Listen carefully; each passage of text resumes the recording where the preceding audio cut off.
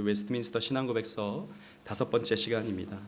우리는 오늘 1장 5항 성경의 자증성에 대한 내용들을 우리가 한번 살펴보고자 합니다.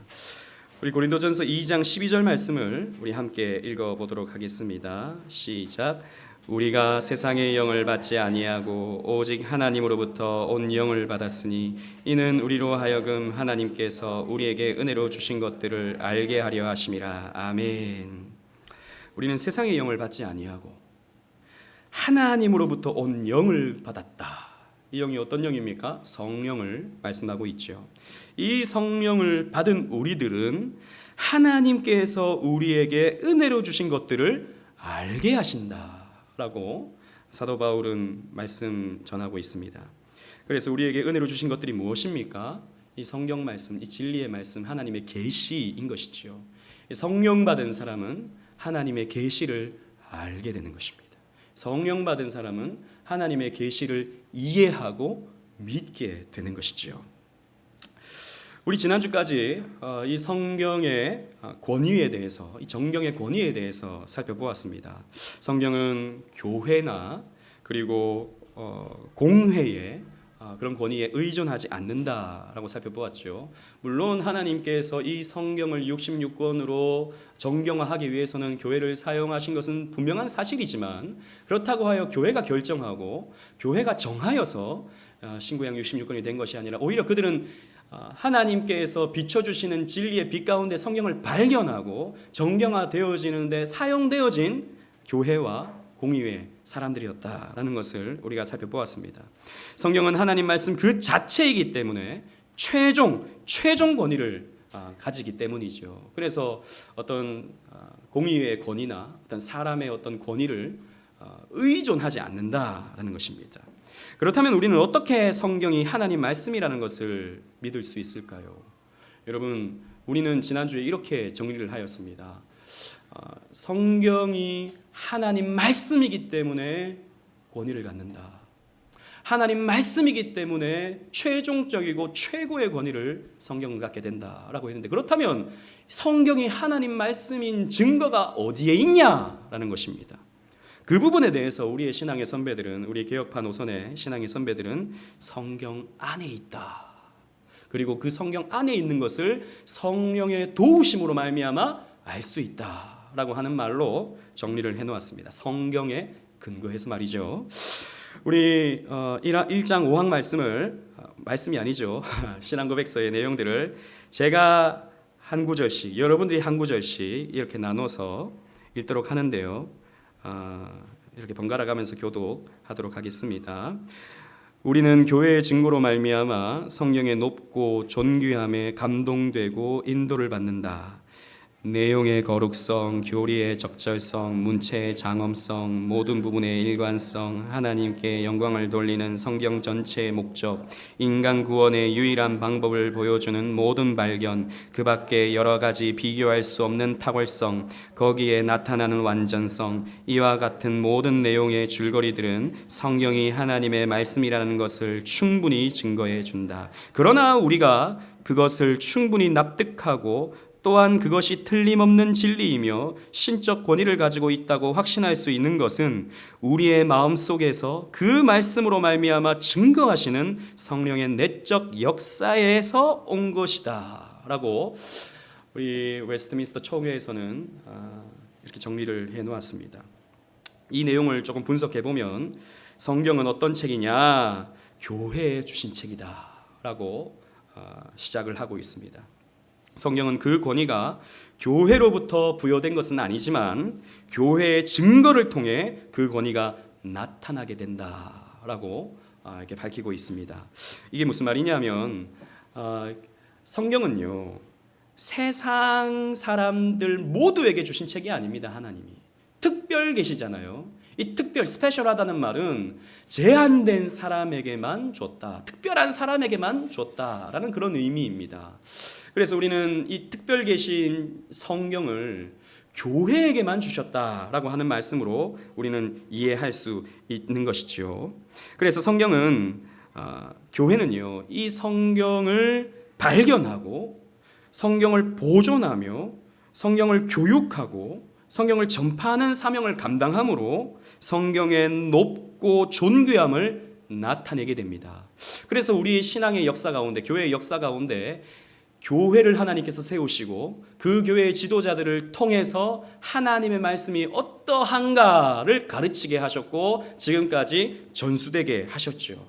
그래서 종교개혁자 칼빈 같은 경우는 성경 다음으로 많이 인용한 사람의 말이 어거스틴의 말이었습니다.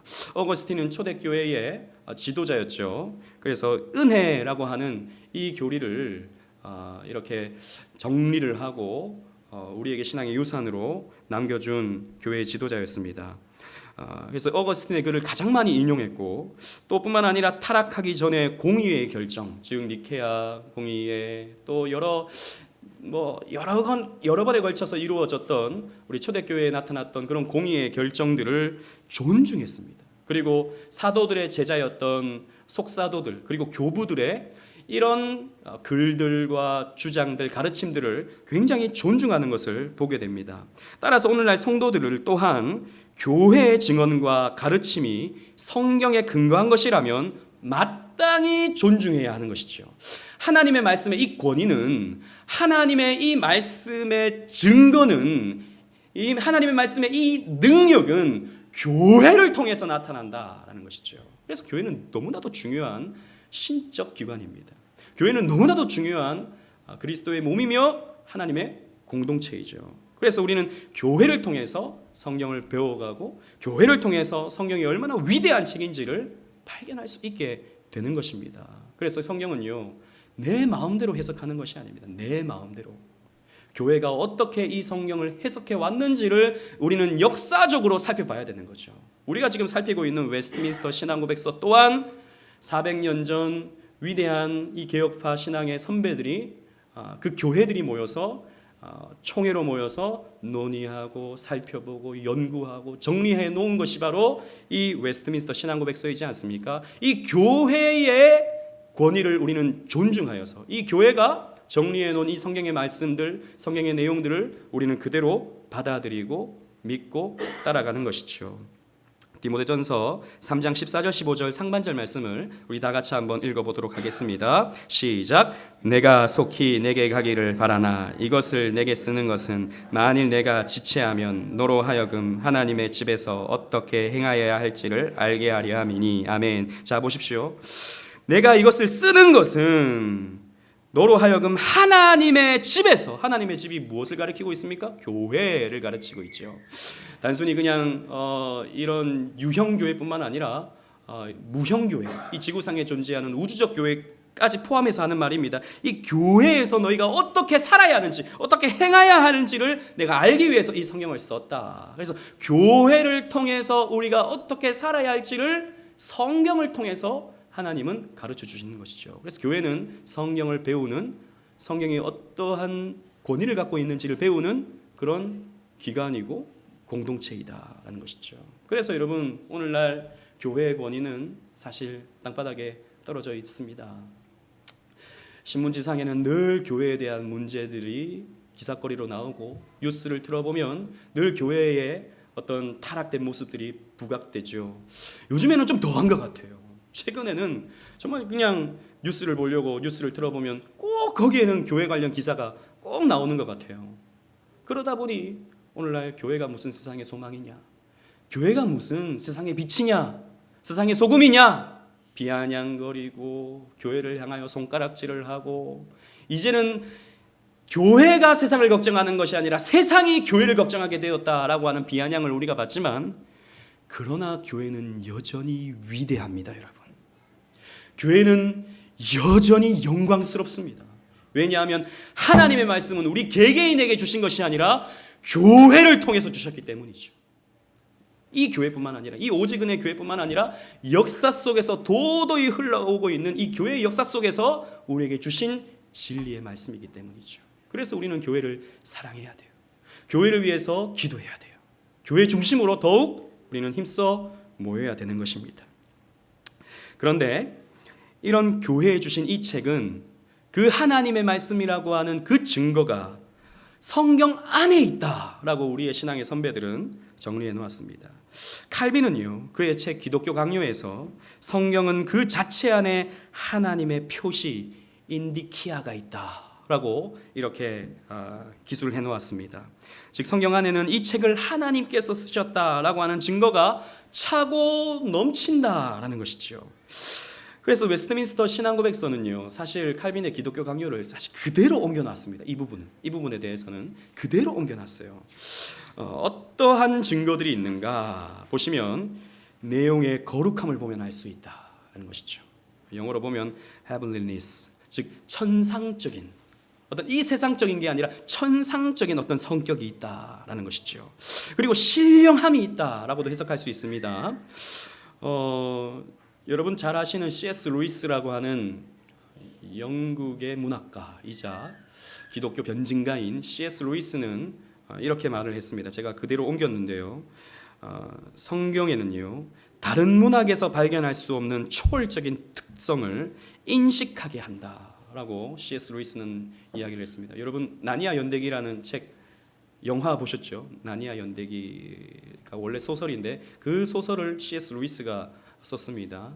그 C.S. 루이스의 조카에게 성경을 더 재미나게 혹은 그 핵심 진리를 잘 설명하기 위해서 나니아 연대기를 썼던 것이죠. 뿐만 아니라 C.S. 루이스는 기독교 진리에 대해서 또 물론 완전 개혁파적인 어떤 입장은 아니지만 그러나 우리에게 아주 좋은 성경을 보는 눈이라든지 세계관이라든지 그런 부분에 대해서 아주 좋은 교사입니다. 아무튼 C.S. 루이스는 성경에는 다른 문학에서는 발견할 수 없는 초월적인 특성을 인식하게 한다라는 것이죠. 그래서 C.S. 루이스는 사실 뭐 교회를 다니면서 회심한 게 아니라 성경을 보면서 하나님을 만나게 된 그런 사람이었어요. 성경을 보니까 여기에는 다른 문학에서 발견할 수 없는 신령함이 있더라는 것이죠.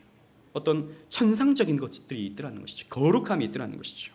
그래서 여러분들이 성경을 보면 성경은요, 어렵긴 하지만 이 성경을 여러분들이 또 읽고 또 설교를 통해서 듣고 곰곰이 묵상하게 되면 어떤 신령한 것들을 여러분들은 인식하게 되는 것입니다. 이것이 바로 성경이 하나님 말씀이라고 하는 증거다라는 것이죠. 두 번째는 교리의 적절성입니다. 이 적절성, 따르게 표현하면 이 eficacy는 효과성이라고도 번역할 수 있겠죠. 이 성경의 가르침 효과가 있다, 적절하다라는 말입니다. 무슨 말이냐면 성경의 가르침대로 믿고 따르면 하나님이 약속하신 바를 얻는다라는 말입니다. 즉 쉽게 말하면 성경이 가르쳐주고 있는 구원의 길이 어떤 길입니까? 오직 믿음이죠. 오직 은혜이죠. 오직 그리스도죠.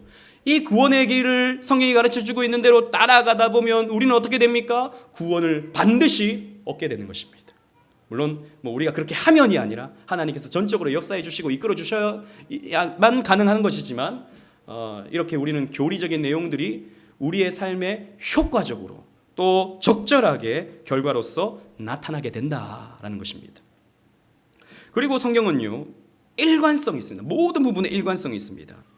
이 신구약 66권은 1400여 년에 걸쳐서 40여 명의 기록자들에 의해서 각기 다른 장소에서 쓰여졌지만 놀랍게도 일관성을 갖는다라는 것이죠. 그래서 얼핏 보면 성경을 얼핏 보면 앞뒤 내용이 조금 안 맞는 것 같고 모순이 있는 것 같고 어떤 걸 보면 우리의 행위로 구원을 받는 것 같이 이렇게 묘사가 되기도 하고 또 어떤 걸 보면 오직 믿음으로 구원을 받는다라고 묘사를 하고 이게 왜 모순처럼 느껴지지? 예를 들자면 로마서에서는 아브라함이 행위로서 의롭다 하심을 얻었으면 무슨 자랑할 것이 있으리요? 아니죠. 자랑할 것이 있으련 자랑할 것이 있겠음 말이 안 나네. 자랑할 것이 있겠다마는 행위로서 받은 것이 아니기 때문에 아브라함은 자랑할 것이 없다 그랬잖아요. 그런데 야고보서에 가면 뭐 아브라함이 믿음으로서만이 아니라 그 순종한 것을 봐라 행위로서 그 믿음이 완성된 것이 아니냐라고 하는 그런 말씀이 있죠. 이 모순처럼 느껴진다고요. 이 바울의 말과 야고보의 말이 서로 모순되는 것처럼 느껴진다는 것이죠. 근데 이게 어떤 말입니까? 여러분 참된 믿음을 가지면 참된 우리가 하나님에 대한 신앙을 갖게 되면 어떻게 됩니까? 믿음의 행위는 자연스럽게 우리에게 따라오는 거예요. 그래서 그 행위라고 하는 것은 믿음의 조건이 아니라 믿음의 결과로서 당연히 따라오기 때문에 행하지 않는 믿음은 죽은 믿음이고 아브라함이 이렇게 순종했기 때문에 그 믿음이 완성된 것이 아니냐라고 야고보 사도는 말하고 있는 것이죠.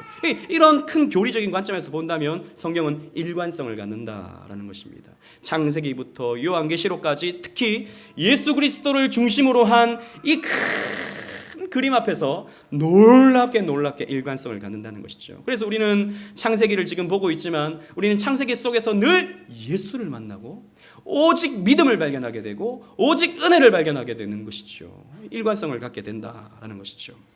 놀랍도록 조화를 이룬다는 것입니다. 그리고 문체의 장엄성, majesty, 이 말은 위대함, 문체의 위대함, 그리고 장엄함, 위엄, 이런 것들이 있다는 것이죠. 그래서 우리가 성경을 읽게 되면, 성경 말씀을 듣게 되면 우리는 하나님에 대한 경외심을 갖게 됩니다. 우리는 성경을 통해서 하나님의 영광을 보는 것이죠. 여러분, 제가 지난 우리 수련회 때도 말씀을 드렸지만 우리가 추구해야 할, 교회가 추구해야 될 가장 중요한 목표는 하나님의 영광을 보는 것입니다. 여러분, 이 성경을 통해서 하나님이 얼마나 아름다우신 분인가를 우리가 보아야 한다는 것이죠. 이사야 선지자는 하나님이 보여주시는 그 특별 계시 앞에, 그 환상 앞에, 그 천상의 모습 앞에 놀라운 영광을 봤던 것이죠. 그래서 하나님이 누가 나를 위하여 갈꼬라고 했을 때 주여 내가 여기 있나이다 나를 보내소서라고 외쳤던 것입니다. 하나님의 영광을 본 사람은 그렇게 하나님께 쓰임받고 싶어하는 모습으로 나아간다라는 것이죠. 그래서 여러분, 우리는요 성경을 통해서 무엇을 발견할 수 있냐면 하나님의 영광을 발견하는 거예요. 하나님의 위엄, 하나님의 메이저스티, 이 장엄함을 우리는 성경을 통해서 발견할 수 있게 되는 것입니다. 또 하나님께 영광을 돌리는 성경 전체의 목적을 발견합니다. 여러분, 다른 종교의 모든 경전들은 신의 가르침에 따라 순종함으로 얻을 수 있는 인간의 영광에 대한 이야기가 대부분입니다. 그래서 신을 잘 감동시켜서 어떤 사람이 이렇게 복을 받았다라고 하는 것이 대부분의 윤리이고 도덕이고 신화이고 내용들이죠. 그러나 성경은 그렇지 않습니다. 성경은 창세기부터 요한계시록까지 인간의 영광을 다루지 않아요. 여러분, 우리가 아브라함 살펴봤지만 믿음의 조상인 아브라함이 완전한 사람이던가요? 아내를 2번이나 팔아버리고 하나님이 주신 약속 계속 연거푸 의심하고 99세까지 의심하다가 하나님이 내년에 준다고 하니까 웃어버리고. 왜 웃었다 그랬죠? 말도 안 되는 말이니까 웃어버린 거죠. 이렇게 의심하는 아브라함. 이삭은 완전한 사람이던가요? 이삭도 마찬가지로 부전자전이라고 또 똑같이 아내를 팔아버리고. 야곱은 완전한 사람이던가요? 우리 보잖아요. 얼마나 욕심 많고 얼마나 이기적이고 이런 모습들을 보게 됩니까? 조금 정신 차리려고 그러면 다시 세겜에 먹어버리고. 이게 야곱인데 성경은요 인간의 영광을 드러내지 않습니다. 우리가 존경하는 신앙의 인물들, 다윗, 우리가 잘 알죠? 간음하고 살인하고 거짓말하고 다 마찬가지입니다. 인간의 영광을 드러내지 않아요. 성경은 일관되게 하나님의 영광을 드러냅니다. 우리는 변하지만 변하지 아니하시는 하나님, 우리는 그 약속을 어기지만 그 약속을 신실하게 행하시는 하나님, 그리고 늘 우리를 사랑하시고 끝까지 우리를 지키시고 끝까지 우리를 견인하시는 하나님, 그 하나님의 영광을 오롯이 일관성 있게 비춰주는 책이 바로 이 성경이다라는 것이죠. 그래서 우리는요 이 성경을 읽으면 내릴 수 있는 결론은 뭐냐면, 야, 내가 이 하나님을 잘 믿으면 내가 복 받겠네. 물론 이 말도 틀린 말은 아닙니다. 그런데 그 복이 우리가 생각하는 그런 세상적인 복이 아니죠. 그게 아니라 우리는 성경을 읽음을 통해서, 야, 나는 정말 복 받았네. 이 하나님의 놀라운 이 영광을 내가 보고 있네. 하나님께 더 영광 올려드리고 싶은 마음이 우리에게 생긴다는 것이죠. 이게 바로 성경이 하나님 말씀이라고 하는 증거다. 다른 경전이라든지 다른 도덕책과는 비교되는, 차이가 나는 그런 하나님 말씀인 증거다라는 것이죠. 그리고 인간 구원의 유일한 방법을 보여주는 모든 발견이다라는 것입니다. 성경은 우리가 이 죄의 저주로부터 어떻게 하면 구원받을 수 있는지에 대한 유일한 방법, 즉 예수 그리스도를 통한 구원을 명확하게 보여줍니다. 창세기부터 요한계시록까지. 그래서 아담이 범죄한 후에 하나님이 무엇을 말씀하십니까? 여인의 후손은 뱀의 머리를 상하게 하고 이 뱀의 후손은 여인의 후손의 뒷발꿈치를 상하게 할 것이다. 그 여인의 후손이 누구를 가리킨다 그랬습니까? 오실 예수 그리스도. 예수 그리스도에 대한 구원을 명확하게 창세기부터, 물론 점진적이긴 하지만 창세기부터 오롯이 예수 그리스도를 통한 구원의 길을 명확하게 보여주고 있는 책이다라는 것이죠. 그래서 우리는 성경을 통해서 이 타락한, 이 스스로는 어찌할 수 없는, 뒤돌아서면 또 죄짓고 마는 이 인생이 어떻게 하면 구원받을 수 있는지에 대한 명확한 진리를 우리에게 가르쳐주고 있는 것이죠.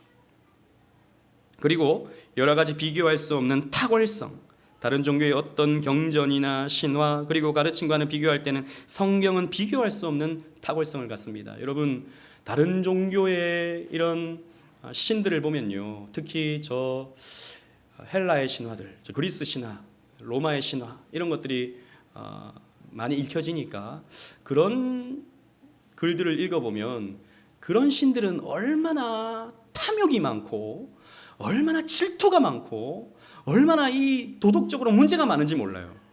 여러분, 그 그리스 로마 신화 보면 신들이 어떻게 계속해서 생겨납니까? 바람을 막 제우스가 누구랑 바람을 피워가지고 누구를 낳고 인간과 바람을 피워가지고 또 누구를 낳고 질투하고 서로 미워하고 막 이런 일들이 막 일어나지 않습니까? 얼마나 이 성경과 비교하면 그 내용이 천박한지 모른다고요.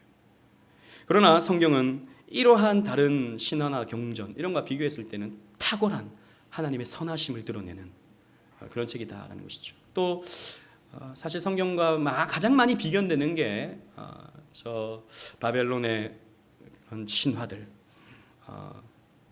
메소포타미아에서 나타났던 여러 수메르 문화에서 나타났던 여러 문서들 이런 것들을 보게 되면 성경과 약간 비슷한 그런 모습들이 나타나기도 하고 신들의 모습이 묘사되기도 하는데 그 중에 마르둑이라고 하는 바벨론의 그 신 같은 경우에는 인간 창조의 모습이 성경과 비슷한 모습으로 나타나기도 합니다. 그러나 그 마르둑이 인간을 창조한 이유는 뭐냐면 그 마르둑이라는 신은 자신의 편의를 위해서 사람을 만들어내죠.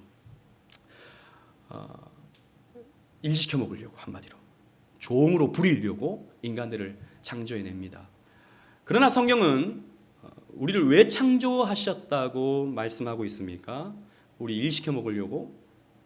여러분들 열심히 들들 볶아가지고 하나님이 나를 좀 더 찬양해봐. 나를 위해서 뭔가 좀 해봐. 벽돌 쌓아봐. 그래가지고 여러분들은 눈물 뚝뚝 흘리면서 아이고 나는 하나님의 피조물이니까 어쩔 수 없이 나는 일을 해야겠구나. 이런 마음으로 여러분 교회 다니시고 신앙생활 하시고 또 봉사하십니까? 아니잖아요. 하나님이 우리를 창조하신 이유는 우리를 일시켜 먹으려고 창조하신 것도 아니고 우리를 관상용으로 이렇게 어항 속에 갇힌 물고기처럼 보면서 아이고 이놈들 잘 노네. 꼬리 한번 흔들어봐. 이렇게 보시려고 우리를 창조하신 게 아니고 성경을 보면요. 물론 성경의 이 부분에 대해서 뚜렷하게 말씀하고 있지 않지만 성경의 큰 내용들을 조망해 보면 우리에게 행복을 주시려고 삼위 하나님께서 나누시던 그 교제, 그 영원전부터 이루어 가시던 그 행복과 그 기쁨과 그 영광을 피조물과 함께 나누시려고 저와 여러분들을 창조하신 거예요. 세상에 어떤 책도 창조의 이유에 대해서 이렇게 아름다운 책이 없습니다. 일시켜 먹으려고 창조하고 관상용으로 창조하고 또 어쩌다 보니까 창조가 돼버리고 이렇게 되는 경우가 대부분인데 기독교는 그렇지 않죠. 성경은 그렇지 않습니다. 우리는 성경을 통해서 하나님의 놀라우심, 하나님의 선하심을 더욱더 분명하게 발견할 수 있게 되는 것이죠. 그리고 성경은 완전합니다. 성경은 위와 같은 이유들로 하여금 완전성을 갖게 되죠. 성경은 그래서 오류가 없고 진리만을 담은 완전한 책입니다.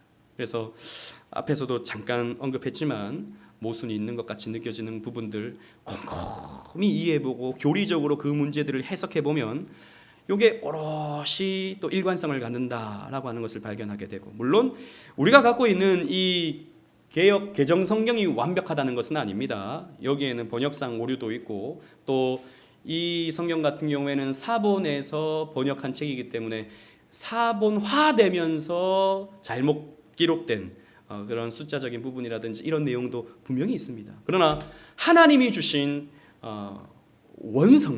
원성경은 오류가 없고 완전하다라는 것이죠. 그래서 오늘날 신학자들의 사명이 무엇입니까? 그런 오류들을 발견해내고 그런 오류, 번역상의 오류, 사본상의 오류들을 하나하나 문제를 해결해 나가는 것이 바로 신학자들의 사명인 것이죠. 그런데 여러분 생각해 봅시다.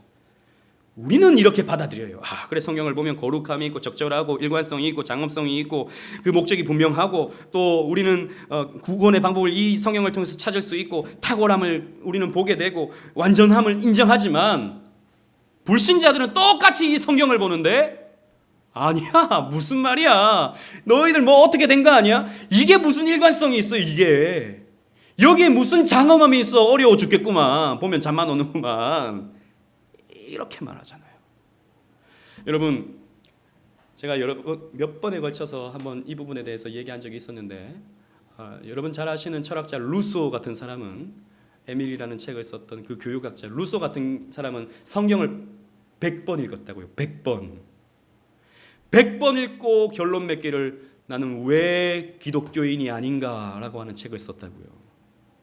버드란트 러셀이라고 하는 철학자도 성경을 창세기부터 요한계시록까지 면밀히 연구한 끝에 나는 왜 하나님을 믿을 수 없는가라고 하는 책을 썼다고요. 여러분 100번 읽은 분 여기 계십니까? 100번? 저도 100번을 못 읽었어요. 그러면 10번 읽은 분 여기 계십니까? 10번? 10번이라도 나는 완독했다 하시는 분이 있습니까? 근데 그 사람들은 100번 읽고 답을 내렸다고요. 그러면 그럼 100번 읽고 그 사람은 답을 내렸으니 그러면 성경은 못 믿을 책이네. 우리가 그렇게 생각하면 될까요? 아니죠. 그런데요, 여러분, 어거스틴 같은 경우에는 성경책을 사실 한 번은 아니지만 그 전에도 뭐 좀 보긴 봤겠죠.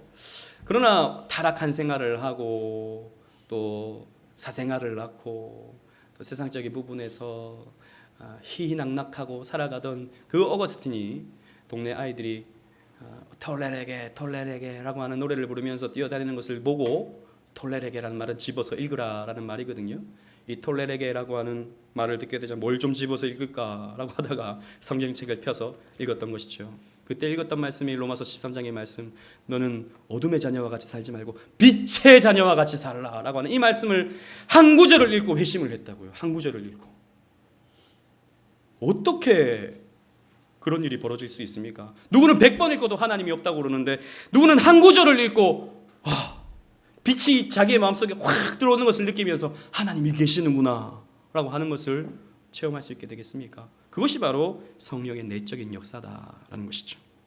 성경 안에는 이렇게 많은 신적 표시가 있음에도 불구하고 왜 많은 사람들이 성경을 믿지 못할 책으로 여기고 있는 것이겠습니까? 그들에게는 성령의 내적 역사가 나타나지 않기 때문입니다. 성령께서 역사하지 않기 때문이죠.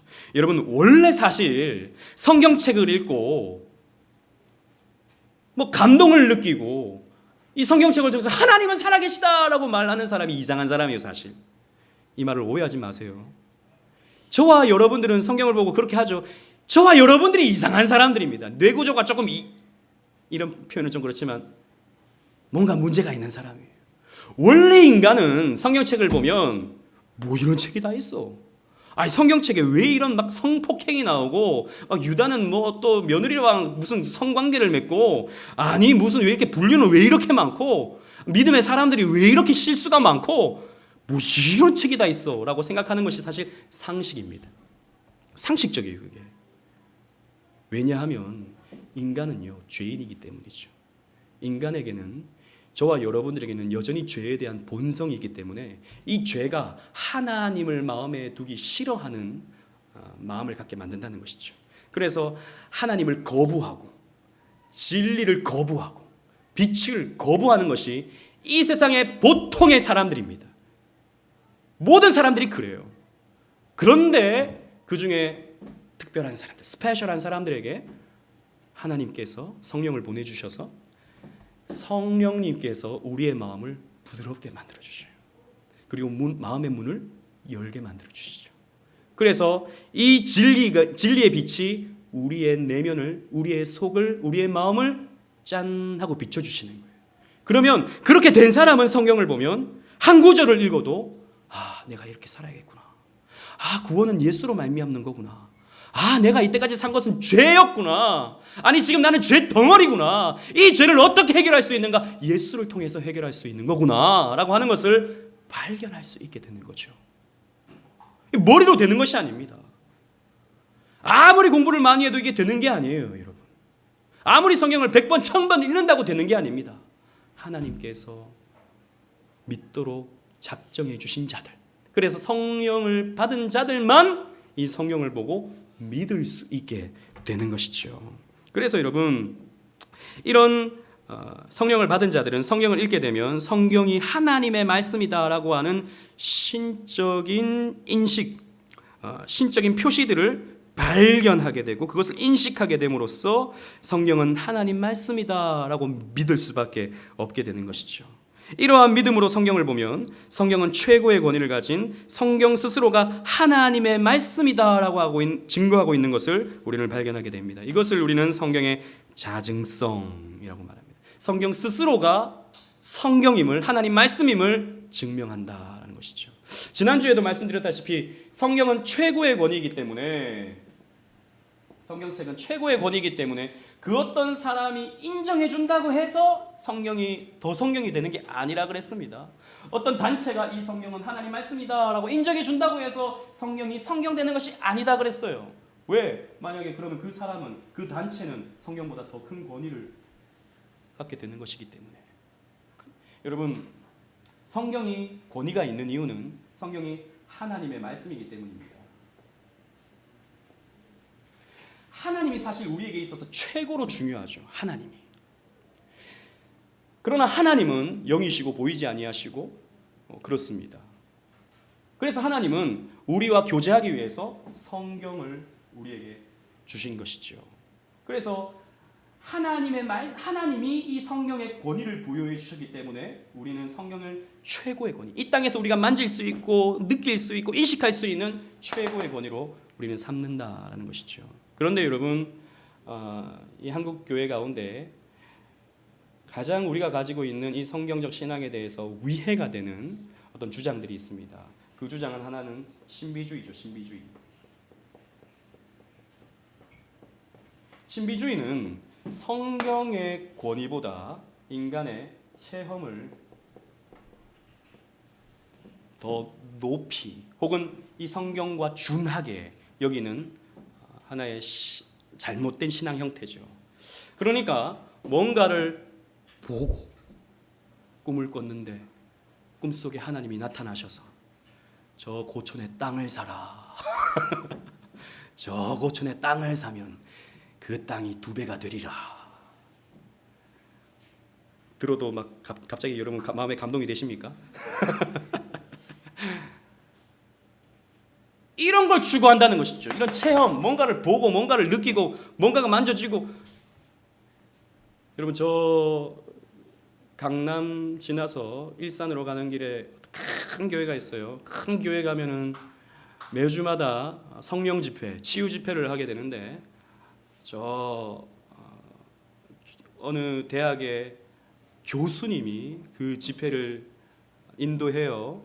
그래서 딱 그 집회가 시작할 때 어떤 말을 하냐 하면, 오늘 다리가 아프신 분들, 관절이 안 좋으신 분들, 위가 안 좋으신 분들, 하나님이 저에게 지금 말씀하고 계시는데 그런 분들을 오늘 하나님께서 고쳐주신다고 말씀하십니다. 그런 분들 자리에서 일어나십시오 하면 몇 명 일어난다고요. 그러면 막 기도를 해요. 막 기도 막 고조되면서 마지막에 뭐라고 하냐면 타치 그런다고요. 그럼 그 사람들이 발라당 넘어져요. 그러면 자기가 알지 못하는 말이 막 입에서 나오고 몸이 막 확 떨리고 그런 걸 보게 된다고요. 그리고 나중에 나와봐라 그래요. 다리 어떠냐? 그러면 다리가 안 아파요. 막 그런다고요. 그리고 그 배가 지금 그 위가 평소에 안 좋으셨는데 지금 느낌이 어떠냐? 그러면 하나도 안 아프다고 막 그런다고요. 그럼 앉아 있는 사람들이, 여러분들이 거기 앉아 있다고 생각해 보십시오. 여러분 어떤 마음이 드시겠습니까? 와, 하나님 살아계시군요. 하나님 이렇게 역사하시는군요. 여러분들은 어떻습니까? 맨날 그 배 아픈 거 하나님 고쳐주세요 하는데 맨날 아파요. 맨날 다리 아픈데 관절이 안 좋은데 하나님 고쳐주세요 하는데 맨날 그 상태예요. 하나님이 계신가? 하나님이 안 계신가? 그런 생각이 드는 거예요. 여러분 그런 집회 가면요 뜨겁습니다. 얼마나 뜨거운지 몰라요. 우리처럼 찬송하지 않아요. 이렇게 목소리가 작지 않아요. 왜? 치유받기 위해서. 간절합니다. 박수 치면은 해병대 박수 치고 붕붕 치면은 막 손 들고 막 이렇게 하고 얼마나 뜨거운지 몰라요. 사람들은요 성경 말씀 안 좋아하는 거예요. 솔직히 말해서 뭔가를 보고 뭔가를 체험하고 뭔가를 느껴야 야 여기 하나님 살아계신다 이렇게 말하는 거죠. 성경보다 체험이 앞서는 거예요. 이 신비주의는 그래서 잘못된 신앙 노선입니다. 또 하나는 뭐냐면 자유주의입니다. 자유주의. 글씨를 못 써서 죄송합니다. 자유주의는 뭐냐면 이 성경 위에 뭐가 있냐면 이성이 있어요. 이성. 자기가 생각할 때 자기가 지금까지 배운 고고학적인 학문 그리고 논리적인 입장 그리고 자기가 배웠던 여러 가지 과학적인 내용들 그걸 가지고 성경을 보는 거예요. 근데 모세가 홍해를 갈랐대. 이게 말이 되는 거? 이게 지금 과학적으로 설명할 수 있는 건가? 홍해가 아니 바다가 어떻게 갈라져? 그건 불가능한 거야 라고 보는 것이죠. 그리고 예수님이 오병이어로 5천 명을 먹이시고 예수님이 물리를 걸으시고 예수님이 죽은 자를 다시 살리시는 것 이런 것들은 이성적으로 봤을 때 말이 안 되는 거다라는 것이죠.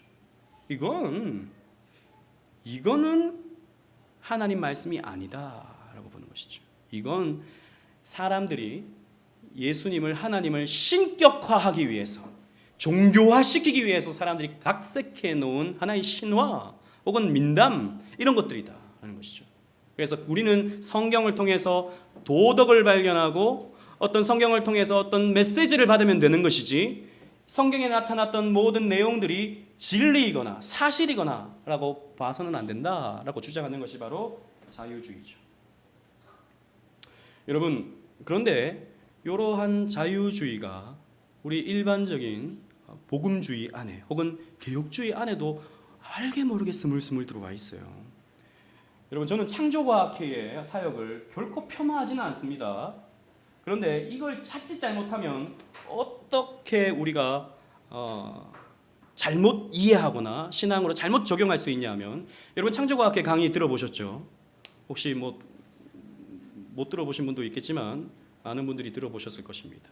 그래서 이 세상이 하나님의 창조의 증거들 과학적인 어떤 설명들 이런 것들을 듣게 되면 사람들이 이때까지 정말 그러했던가 정말 하나님이 이 세상을 창조했던가에 대해서 나름의 약간의 그런 좀 미적지근함이 있었는데 이 지구가 짧은 연대를 가진 과학적인 증거 그리고 이 하나님의 말씀이 진리라고 하는 노아의 홍수 사건이 역사적 사실이었다고 하는 뭐 그랜드 캐년의 증거 이런 것들을 보면서 이야 정말 성경은 진리이구나 성경은 정말 과학적이구나 라고 여러분들이 생각하게 된다면 그것은 사실 자유주의적 관점입니다. 보십시오. 성경이 과학적이기 때문에 과학으로 설명할 수 있기 때문에 진리이고 또 사실이고 정말 하나님 말씀이구나 라고 받아들이게 된다면 그것은 과학이 성경의 권위보다 높아지거나 혹은 준하게 되는 것이죠. 그래서 여러분 저는 뭐 창조과학회 사역을 저는 다 받아들이지는 않습니다. 거기는 사실 또 성경을 너무 문자적으로 해석하는 그런 경향이 있어요. 제가 그 부분에 대해서 나중에 창조에 대해서 살펴볼 때 여러분들과 함께 나누기를 바랍니다. 사실 그런 부분에 대해서 어느 정도 위험한 생각들이 나는 것이죠. 아닙니다, 여러분. 우리는요 유일한 권위, 최종적 권위를 오직 성경 말씀, 성경에 됩니다. 우리는 이 세상이 하나님이 창조하셨다라고 하는 것을 과학적인 증거가 필요하지 않아요. 하나님이 창조하셨다라는 말씀으로 충분한 것입니다. 물론 우리는 이 세상을 이해하는 데 있어서 얼마든지 과학을 공부해야 하고 과학적으로 그 창조에 대한 어떤 내용들을 받아들일 수는 있어요. 그러나 과학적인 증거가 있다 하여 창조를 받아들이는 것이 아니다라는 것입니다. 성경에 있는 모든 내용들은 그 자체로 진리이고 완전한 진리이기 때문에 그 말씀 자체로 우리의 사고는 시작되는 거예요. 그래서 우리의 생각의 사고는, 이 사고는 성경으로부터 시작되는 거예요. 성경으로부터. 여러 가지의 우리의 배웠던 과학들, 이성들, 경험들 이런 것들 토대 위에 우리의 신앙이 세워지는 것이 아니고 우리는 성경 위에 우리의 신앙이 세워지게 되는 것입니다. 그래야 우리는 바르게 성경을 보고 바르게 이해할 수 있게 되는 것이죠. 성경은 최고의 권위이기 때문에 성경 스스로가 성경의 권위를 부여한다. 자증성이다라는 것이죠. 이런 내용을 미루어 보아서 여러분, 성령께서는 단독적인 특별한 사역을 하시는 것이 아닙니다. 여러분 무슨 성령 집회 이런 데 가시면은 맨날 그 성령님 오시옵소서라고 기도하면서 불 성령 받으라 하고 막 성령 받으세요 그러면 아멘 하고 성령 받으세요 그러면 아멘 하고 가는데, 그럼 갑자기 막 가슴이 뜨거워지고 막 방언이 입에서 나오고 막 떼굴떼굴 구르고 그런 데 가면 속이 시원하긴 하죠. 제가 예전에 군대에 있을 때, 군대에서 제가 군종병이었거든요. 군종병이었는데 1년에 한 번씩 구국 성회를 합니다. 6.25 기간이 되면. 그래서 전군에 있던 군종병이 다 한 곳에 모이는데, 어디서 모이냐 하면 저 수복음교회 최자실 기도원 파주에 있는 거기서 모입니다. 그래서 그 본당은 구국 성회를 하는데 1층에는 그 수복음교회에서 이렇게 집회에 왔더라고요. 저는 그거 보고 보도 못한, 저는 저희 교단에서 쭉 자랐기 때문에 그런 걸 보지를 못했는데 거기 보니까요. 제가 아까 했던 거 그대로 하더라고요. 성령 받으라 아멘, 성령 받으라 아멘 하고 막 떼굴떼굴 구르고 막 기도를 하는데, 저희 교회에서는 목사님 맨날 기도합시다 그러면 조용한데 거기서는 성도님들이 얼마나 성령 받기 위해서 와시옵소서라고 기도하는지 뜨겁더라고요. 뜨거워요. 그런 데 가면요 스트레스 해소가 확 되고 오는 것이죠. 근데 그건 노래방 가서 2시간 하고 오는 때 그 시원한 것 같은 거예요, 여러분. 아닙니다, 여러분. 성령님은 무슨 와가지고 우리를 뜨겁게 만들고 뭔가 우리를 고무시키고 막 우리의 몸을 막 전이시키고 이런 사역을 하시는 분이 아니라, 성령님은 말씀을 깨닫게 하시는 사역. 성부 하나님이 계획해 놓으시고 성자 예수님께서 성취해 놓으신 그 일을 성령 하나님께서 우리에게 적용하시는 사역이 바로 성령님의 사역인 거예요. 그래서 예수님의 말씀인 이 성경을 우리로 하여금 믿어지게 하고 깨달아지게 하고 이 말씀을 토대로 우리가 결단하게 하고 이 말씀대로 살아갈 수 있는 능력을 우리 성령님께서 주시는 거예요. 그래서 성령님은 단독으로 사역하지 않습니다. 말씀과 함께 역사하십니다. 그래서 우리는 성령을 통해서 성경이 하나님 말씀임을 깨닫고 이 앞에 8가지의 내용들을 성경을 통해서 발견할 수 있게 되는 것이죠. 말씀을 맺겠습니다. 성경이 최종의 권위를 가지는 이유는 하나님 말씀이기 때문입니다. 성경이 하나님 말씀이라는 증거는 성경 스스로가 하나님 말씀임을 드러내고 있기 때문입니다. 그것을 어떻게 알 수 있습니까? 성령의 내적 역사를 통해 알 수 있습니다.